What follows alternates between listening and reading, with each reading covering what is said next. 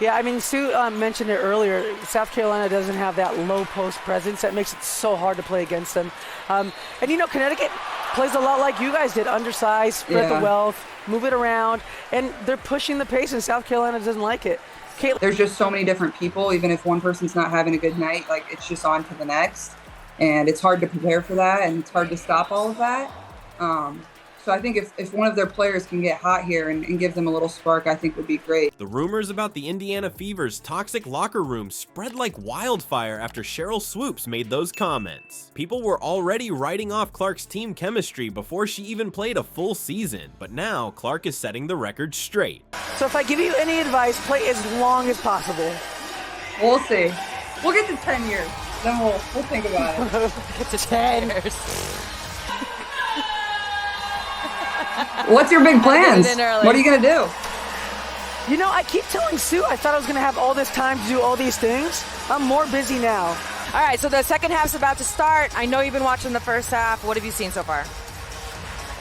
Well, I thought it was going to be a high-scoring game there from the first 5 minutes, which got me a little excited. I was like, no defense. In this eye-opening conversation with Sue Bird and Diana Taurasi, Clark reveals the truth about her team. This is the most together team I've ever seen. What else has been misreported about the rookie sensation? The real story behind the headlines will shock you, and it shows exactly why Clark is built different from other #1 picks. Before we move on, I'd like to ask you a small favor. If you appreciate this content, please take a second to like this video and subscribe to the channel. Over 98% of you watch the videos without subscribing. It costs you nothing, but it makes a huge difference to us.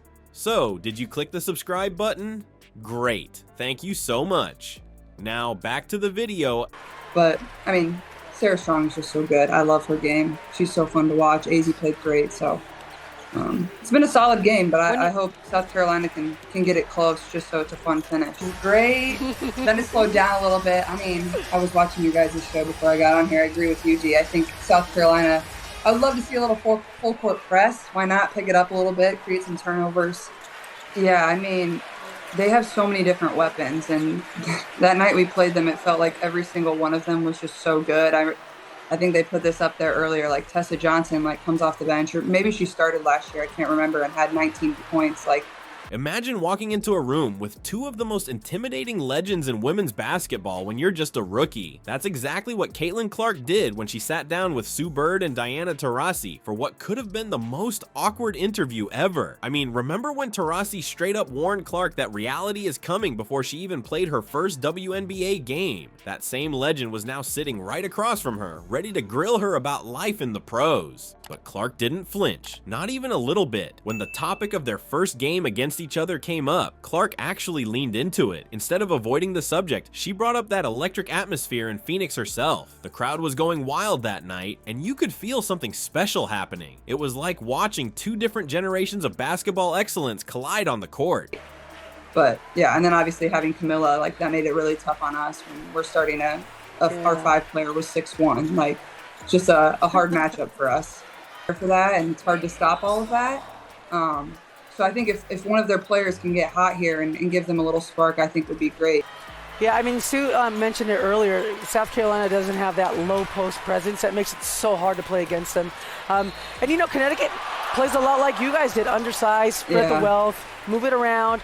Clark reminisced about that game with genuine excitement, mentioning how her team had rallied from being down by 10 or 15 points to secure the win. You could tell this wasn't just another game for her, it was a statement. Beating a team led by a legend like Taurasi gave Clark and her teammates a massive confidence boost early in her WNBA career. What's absolutely wild is what happened next in that interview. Taurasi, yes, the Diana Taurasi who had warned Clark about the harsh realities of pro basketball, actually admitted she was wrong. When Clark congratulated her on her retirement, Taurasi fired back with a self-roast that nobody saw coming. Unfortunately, reality is coming to me now. The room erupted. That single line showed something we rarely see from legends: the humility to acknowledge when their predictions don't pan out. This wasn't just Taurasi being nice either. It was a genuine recognition that Clark had adapted to the WNBA far better and faster than many veterans expected. Instead of struggling against grown women who had been playing professional basketball for a long time, Clark was holding her own and often dominating games right from the start. And they're pushing the pace, and South Carolina doesn't like it. Caitlin, you had an amazing rookie season. Like, you just blew everyone out of the water. When you watch Paige play and you see her in the next level, what are the things that obviously she's going to take to the WNBA and it's going to translate? I think her poise, like, that's something you need coming into the W. It like all hits you so fast. Is like you're moving to a new city, you're trying to understand new teammates, you have a new coach. The interview took another interesting turn when Bird and Taurasi brought up technical fouls. Most rookies would try to downplay their emotions or promise to be on their best behavior. Not Clark. She openly admitted to racking up 6 technical fouls during her college career, which led to Taurasi making a bold prediction that Clark would get more than 2 techs in her rookie season. Rather than getting defensive or trying to convince everyone she'd changed, Clark laughed it off. She owned her competitive fire completely. It was like watching someone pass an initiation ritual. Clark showed she could hang with the legends at their own trash-talking game without losing her cool. But the most surprising part of the interview came when they discussed Clark's physical transformation for the WNBA. When that viral off-season photo showing her muscular development came up, Clark didn't shy away from the topic. She laughed and freely admitted she had been putting in serious time at the weight room.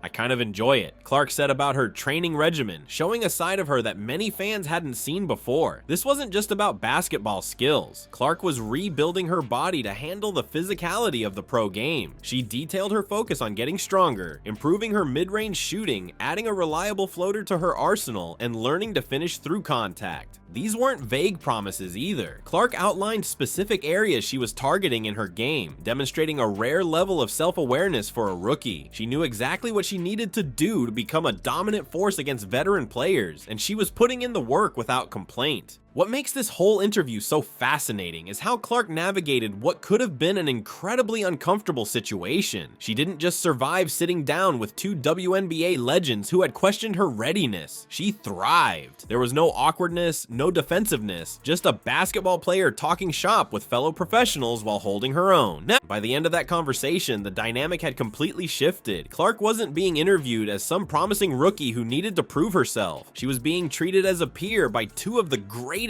to ever play the game. The way Taurasi and Bird engaged with her, challenged her, and ultimately respected her responses showed that Clark had already earned something most rookies wait years to achieve: legitimate respect from the legends. What we just witnessed was Clark cementing her status as a future WNBA superstar. She walked into that interview room with 2 of the most intimidating players in women's basketball history and walked out having earned their respect. The way she handled those questions about team chemistry, masterclass in poise. Instead of getting defensive, she showed maturity beyond her years. You know what really stood out? Her confidence wasn't just talk, it was backed by her dedication to improvement. Clark's journey from Iowa sensation to WNBA rookie is just beginning, but after seeing her hold her own with Bird and Taurasi, one thing's crystal clear: she belongs.